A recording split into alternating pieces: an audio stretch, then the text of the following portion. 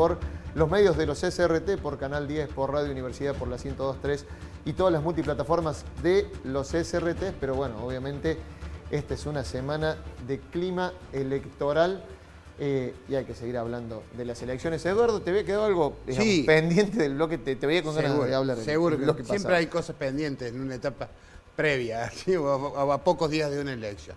Digo, es importante aquí, y no lo hemos destacado aún, la figura del jefe de gabinete Mansur en cuanto a que aglutine a los gobernadores. Porque acá, si como planteó en una de esas, Manuel, que está el resultado abierto que obtenga el kirchnerismo, es decir, si se reducen la diferencia. Si mejora un poco la performance, el gobierno nacional pierde por menos, en realidad pierde por menos, el gobierno no va a quedar mal parado y va a quedar bien parado el jefe de gabinete, que es el segundo presidente que hay ahora, que tiene muchas funciones ejecutivas.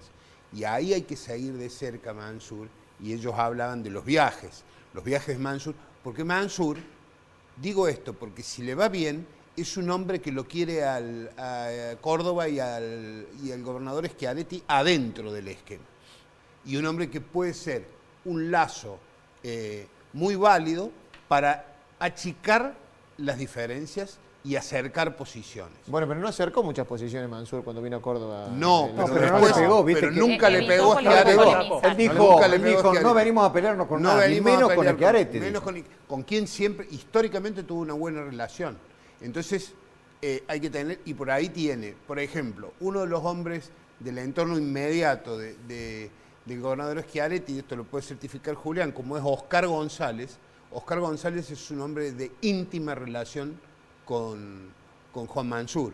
Por ejemplo, ahí se van a tender vínculos distintos, diferentes.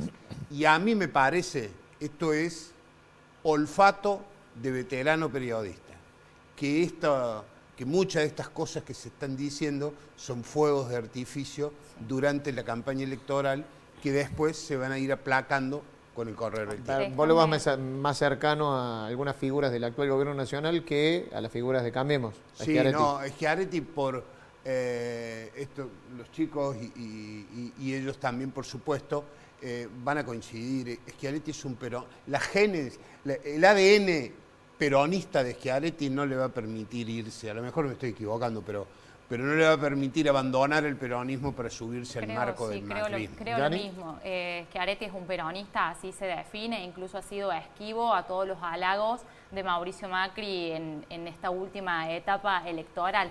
Y con respecto a las relaciones institucionales que se viene, hay un dato que es muy importante tener en cuenta, que desde la Casa Rosada han marcado a través de Mansur, y en esto que estábamos charlando del rol que va a tener el jefe de gabinete, la consigna es no descuidar Córdoba, más allá del resultado electoral, seguir trabajando en estas relaciones institucionales, marcar presencia del Frente de Todos, de la coalición de gobierno en la provincia a través de obras, de las relaciones con los intendentes, y por supuesto que el gobernador también va a tener un rol clave en ese sentido. Más allá del resultado. Más allá del resultado. ¿Qué es lo que te están diciendo, por lo menos en los diálogos que tenés vos, del resultado que puede obtener la lista del Frente de Todos aquí en Córdoba? Y el Frente de Todos yo creo que apunta a mantener la banca que se haría para Martín Gil.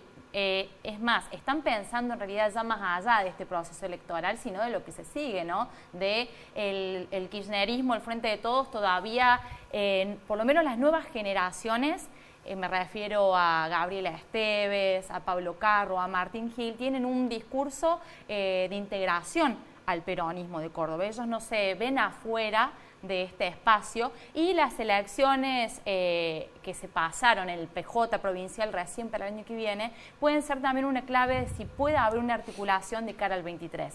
Zayora también es otro de estos dirigentes que antes de la campaña mantenía una relación pendular. Recuerden ustedes que se mostraba con Carlos Caserio en el despacho del Palacio 6 de Julio, que triangulaban distintos proyectos importantes para Córdoba, como el ferro urbano, que después por cuestiones de la campaña se fueron enfriando o tomando otro rumbo. Hay un peronismo dialoguista que quiere esta integración, y sin duda que es la nueva generación del PJ, que ahora ha tenido que correr ese discurso por las necesidades de la campaña. Yo no voy a coincidir con mis dos colegas, compañeros, con respecto a Schiaretti, que dicen, bueno, Schiaretti es un peronista, Pichetto también es muy peronista, digamos, y sin embargo integró, digamos, el armado de Juntos por el Cambio. ¿Vos cómo lo ves, Sí, yo creo que Pichetto cometió un error en el armado, en el sentido de querer intentar armar una pata peronista dentro de Juntos por el Cambio.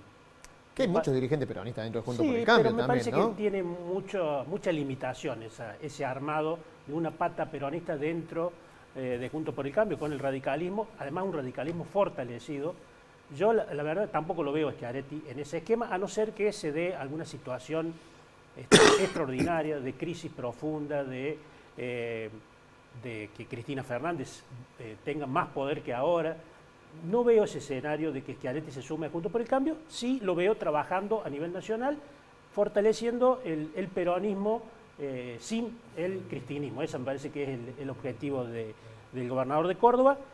Y lo que se viene para mí, después del lunes, hay una cuestión que es la situación económica, y ahí la oposición tiene responsabilidad, porque hay que acordar con el Fondo Monetario Internacional, o por lo menos hay que discutir esa situación, y me parece que es el único tema en el cual Juntos por el Cambio tiene una voluntad de colaborar con el gobierno, porque es responsable de la deuda, también un gran responsable de la deuda con el Fondo Monetario Internacional. Me parece que es el punto en el cual el gobierno va a tener allí un elemento de contención por parte de la principal fuerza opositora, y también, por supuesto, de Schiaretti, que es un gobernador y no le conviene que se profundice la crisis porque él gobierna la segunda provincia del país y, por supuesto, si se profundiza la crisis también lo afecta a su gestión. Vos decías el tema del arreglo con el Fondo Monetario Internacional. No sé si tomaron la relevancia que realmente tienen las declaraciones de Mauricio Macri esta semana. Las vamos a repasar. Vamos a ver lo que decía el expresidente Mauricio Macri hablando sobre el préstamo con el Fondo Monetario Internacional, una entrevista que dio el domingo, 7 de noviembre, a CNN, al periodista Longobardi. Ahí está, hablando con Longobardi. Esto hablaba sobre el Fondo Monetario Internacional y la deuda que había tomado durante su gobierno. Los países del mundo que confiaron en la Argentina, que confiaron en el gobierno del ingeniero Macri y que le prestaron 50.000 millones de dólares para que le pague a los deudores que ya tenía la Argentina, ¿no? O sea, demoliendo una mentira de ellos que la plata se fugó. La plata del fondo, que es la plata de los demás países, la usamos para pagar a los bancos comerciales que vencían y que se querían ir. ¿Por qué se querían ir? Porque tenían miedo que vuelva el kirchnerismo. Bueno, veníamos hablando de cómo impactan las declaraciones de algunos dirigentes. Escuchamos lo que dijo Alberto Fernández, escuchamos lo que dice un expresidente referente del espacio opositor. Si bien no estuvo protagonizando la campaña, pero digo, no tomó el impacto, y recién lo decías vos, ¿no? Va a tener que colaborar, cambiemos. Sí, Macri lidera dentro de Juntos por el Cambio el ala más dura, podríamos decir. Pero también está Rodríguez Larreta, que gobierna. O sea, aquí los que más preocupados están por la situación económica son aquellos que tienen responsabilidad de gestión. Además, Juntos por el Cambio gobierna Mendoza, gobierna Jujuy, Corrientes, Capital Federal. Es decir... Ahora, digo, Julio, sí, ¿no le impacta negativamente al armado opositor declaraciones como estas, como sí le impactan a veces, obviamente, a quienes tienen responsabilidad de gestión, ¿no? Digo, el impacto en la campaña. Yo no vi que esto impactara fuertemente. Digo, Macri diciendo, bueno, la tomamos para pagarle a los bancos. Sí, ese es, por supuesto. Mientras desde el gobierno, el kirchnerismo dice, se fugó 44.000 millones de pesos, de dólares. La realidad es que se pagaron alrededor de 30.000 millones de deuda que tomó el propio Macri en los primeros 2 años de gestión, y también deuda que venía del gobierno anterior, y 14.000 millones de dólares se fueron con la compra de dólares. Desde el minorista hasta las grandes empresas, 14.000 millones de dólares se fueron en ese año y medio, del último año y medio de gestión.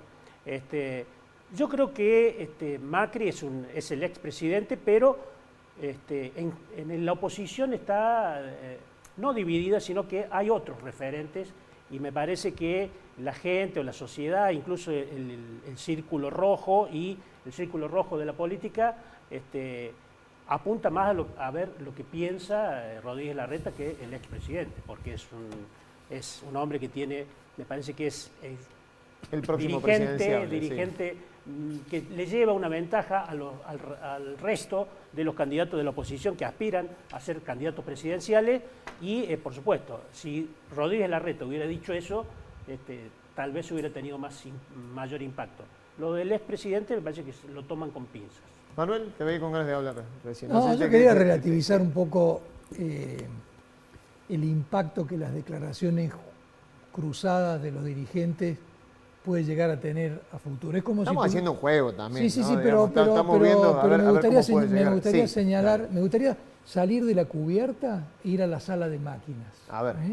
Porque en la cubierta se van a decir muchas cosas, se van a juntar, etcétera. Hay una especulación analítica que es relevante a nivel de la cúpula, digamos. Ahora, hay problemas estructurales, sociales, económicos. Hablo de inflación, de poder adquisitivo, de paritaria, de inseguridad, que pueden cambiar radicalmente estas especulaciones respecto a lo que se arma después del realineamiento de unas elecciones. Si estamos viendo en otros países, hay emergentes que no están en la discusión cuando las condiciones sociales, económicas y de inseguridad ciudadana acercan a un agravamiento de la crisis que va a llegar a notar a lo mejor todos estos realineamientos en el Congreso a ser casi anecdóticos. Lo que pasó en Brasil con Bolsonaro, por ejemplo, Bolsonaro no estaba en la discusión grande de la clase dirigente, que estaba eventualmente evaluando el impacto que podía tener el impeachment sobre la presidenta de Brasil y lo que la justicia estaba generando ahí. Pero lo que está ocurriendo en Chile ahora, el emergente, hasta hace un año había aparecido una izquierda, producto de lo que había sido, digamos... Perdón que te interrumpa, vos el emergente que ves acá puede ser ese fenómeno que hasta ahora es porteño, que es Milei, por ejemplo, o ese puede ser cualquier fenómeno. Lo que quiero decir es que si la inflación deviene en una hiperinflación, si la situación social genera una crisis de empleo o de empleabilidad, digamos, extrema, si la inseguridad se cobra cada vez más muertes de todo tipo, estamos frente a una situación donde si la cosa de la crisis es relativamente manejable, todas estas jugadas van a cobrar sentido. Si en la sala de máquinas sigue entrando agua, todo lo que pase en la cubierta de la embarcación y va a ser más una anécdota, y hoy eso no se puede saber porque el cisne negro no ha aparecido. Entonces yo digo, estamos hablando del impacto de las elecciones, etcétera. Hay que monitorear, incluso más importante que el arreglo con el fondo es cómo se va a estructurar el entramado social productivo de nuestro país en los próximos 2 años. No admite, o hasta cuánto va a admitir un país un deterioro sistemático y permanente de las condiciones sociales y económicas. ¿Vos crees que no hay indicadores que vayan a mejorar después o no te da la pauta de que algo? Pero digamos, si empeora mucho y hay una crisis, yo creo que los cánticos que están apareciendo ahora, la autogestión, digamos, frente a situaciones, lo que está pasando en Ramos Mejía, o el discurso de Milei de la casta política, echa por tierra todo ese tipo de proceso de acumulación tan prolijo que uno pueda. Ojalá no ocurra, digo, pero cuidado con los emergentes que no están en las grandes negociaciones y articulaciones y que son los que cabalgan sobre la base de situaciones críticas que las sociedades a veces procesan de manera muy errática, y ha pasado en Europa, ha pasado en Estados Unidos. Hablo de un emergente como Trump, por decir algo, y está pasando, digamos, en países de América Latina. No estamos exentos también de fenómenos de esta característica. Nos vamos a ir a la última pausa de Redacción Abierta. Ya venimos con el bloque de cierre, nos van a quedar algunos minutitos, pero seguimos hablando de política, lo que puede pasar tras este 14 de noviembre electoral. Algunas cartas parecen ya echadas, pero obviamente es una jornada electoral que se avecina y por supuesto la vamos a seguir atentamente y la seguimos analizando aquí. Pausa cortita y ya venimos.